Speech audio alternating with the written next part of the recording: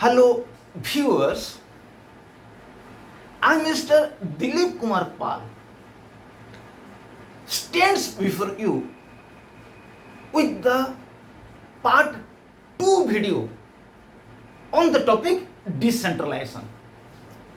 Because in the 4th semester of plus 3 level, in the paper number 9, which is Public Policy and Administration in India, there is a topic known as decentralization. And so far as topic of decentralization is concerned, there are 4 aspects of decentralization are prescribed in your course of studies. Now, number 1 is meaning of decentralization.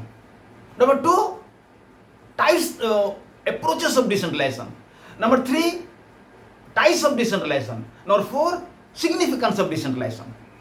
So we have already discussed in part 1 video on decentralization about meaning of decentralization and approaches of decentralization. And today's video relates with the types of decentralization and significance of decentralization. So I request my viewers to watch this video attentively so that you will be clear about the types of decentralization and significance of decentralization. I request my viewers that if you have not subscribed my channel, please subscribe. And there are some students who are not aware about this channel.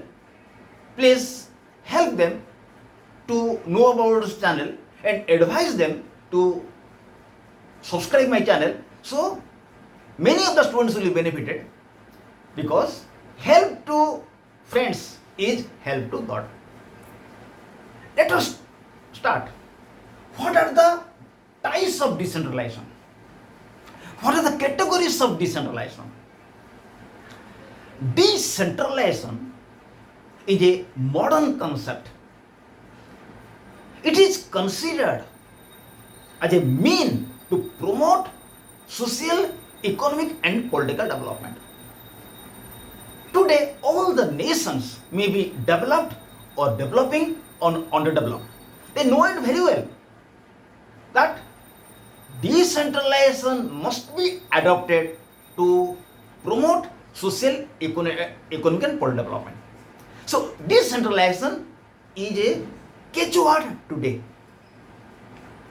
So what are the categories of decentralization? Decentralization has 5 categories, like administrative decentralization, functional decentralization, political decentralization, geographical decentralization and financial decentralization. So first of all, take off, what is administrative decentralization? Administrative decentralization means when the central government or national government transfers administrative powers to administrative units in the regional and local level. So administrative decentralization means when administrative powers will be transferred from the central or national government to regional and local governments. So whenever there will be transfer of administrative power to lower units of the hierarchical structure, it is known as administrative decentralization. So administrative decentralization includes enforcement of law, planning for local area and development for local area. So whenever powers relating to enforcement of law or planning for the local area or development for the local area will be transferred to administrative units of lower level, maybe regional government or local governments, by the central or national government, it is known as administrative decentralization. Okay, my viewers. Number 2, what is functional decentralization? Functional decentralization means whenever a specific department will transfer its specific functions to specific departments of regional and local level is known as functional decentralization. For example, the education department of the center will transfer educational functions to the educational department of the state or to the educational department of the local government. It is known as functional decentralization. Now, to make it clear again, functional decentralization means when a specialized department will transfer its specialized functions to specialized department of regional and local level, it is known as functional decentralization. Number 3, political decentralization. Political decentralization means whenever a higher elective body will transfer power to a lower elective body, maybe in the regional level or maybe in the local level, it is known as the political decentralization. For example, Parliament, it is an elective body of the center.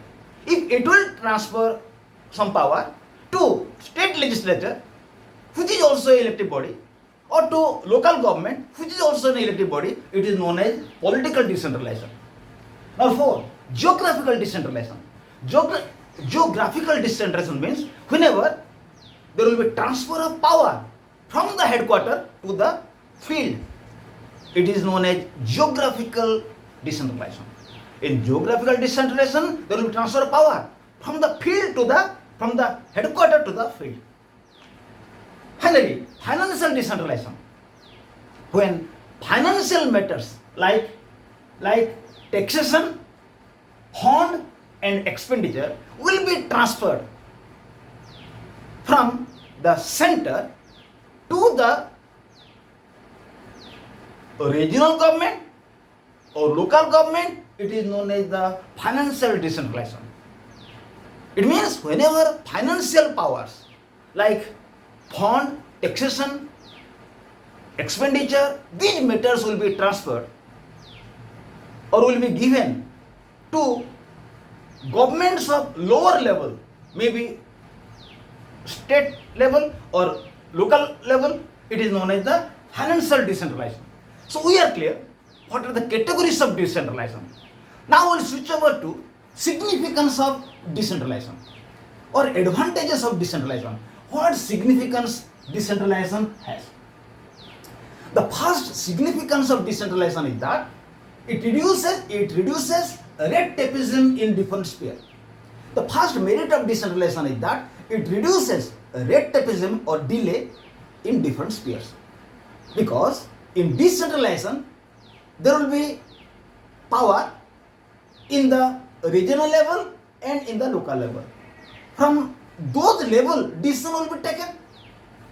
So as from different level, decision will be taken, it will reduce red tapeism or it reduces delay in making decision. Number 2, tailor-made plan or specific plan for heterogeneous groups can be made. Tailor-made plan or specific plan for heterogeneous groups can be made. In decentralization, power will be in regional level and in the local level, where different types of groups are inhabiting or different varieties of groups are inhabiting. So whenever in decentralization, power will be in different places, maybe regional government or state government or maybe in the local government, then specific plan can be made for people of heterogeneous groups, diverse groups of that area, which cannot be made if the power will be in one place. So another significance of decentralization is that by decentralization, the interest of heterogeneous groups can be looked in a better way. Okay, viewers. Number 3, it promotes closer contact between local people and government officials. It promotes closer contact between the local people and government officials. In decentralization, power will be placed in different level, maybe in the regional level or in the local level. So whenever power will be in different spheres, including local sphere, local people will come in contact with the government officials. So in decentralization, there will be a chance for a closer relationship between the government officials and local people. Number 4, top management will be relieved from overload of work. In decentralization, power will be transferred from the central government to state government, local government. By this, top management will be relieved from overload of work. Whenever they will be relieved from overload of work, they will be able to give greater concentration to sensitive matters. Number 5, technical and managerial skills of local institutions will develop. Technical and managerial skill of local institutions will develop. Whenever in decentralization, power will be transferred to local governments or state governments, then people, those who are in the local institutions, they will handle new type of power. So automatically their technical and managerial skill will develop. Whenever local people will come in contact with new type of power, they will handle power. Automatically their technical and managerial skill will develop. Number 6, there is a better penetration of national policies to remote area. There will be better penetration of national policy to remote area. Because in decentralization, power will be in the state government and local government, and these governments will be given power to execute national policy. So by this, there will be greater penetration or the greater utilization of national policies in remote area. Even in the remote area, the national policy will work. Then 7, there will be political stability in the country because due to involvement of local people in decision making process. As in decentralization, power will be in different places, including regional level and state and local level. So local people will be involved in the decision making process. So they will not make protest, they will not make any indiscipline. So automatically there will be a political stability in the country because all the people will be engaged in different spheres. It promotes political stability. Then by this, government services will be reached to the door of the people. In decentralization, power will be transferred to local government and state government. So government services will be available in the doorstep. People will be benefited. 9, by this, autocratic role will be reduced. Whenever power will be in the hands of one place, then there will be chance of autocratic rule. If central government will have all power, it may become dictator. Or if one person will have more power, he will be dictator. So in decentralization, power will be transferred. It will be kept in different places. So the chance of autocratic rule will be no more. Point number 10.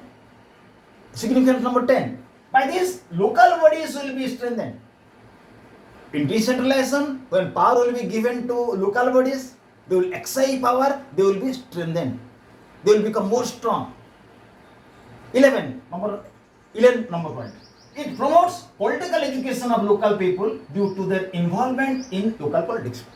In decentralization, local people will be involved in politics because power will be given to local government. So there will be political education of the local people. So they will be politically educated. Then in the system, problems of local people are solved quickly. In decentralization, its power will be given to the local government. So local problems will be solved quickly. So local people will be benefited. Finally, there is generation of future leaders of the country. Whenever in decentralization, power will be transferred to states and local governments, different types of people will participate in politics. So, from their participation, it will be known about their qualities. So, it is a grassroots level politics. So, the future leaders of the country can be known from the political activities of the local people in local area. So, in this video we have discussed, which is the part 2 video, we have discussed types of decentralization and significance of decentralization. I request my viewers to watch this video attentively and in course of watching, write down your notes so that there will be no problem for your notes. And all these videos are prepared in English version and Odia version. So there will be no problem for Odia students and English students. Thank you. Again we will be here with another video. Till now, goodbye to all.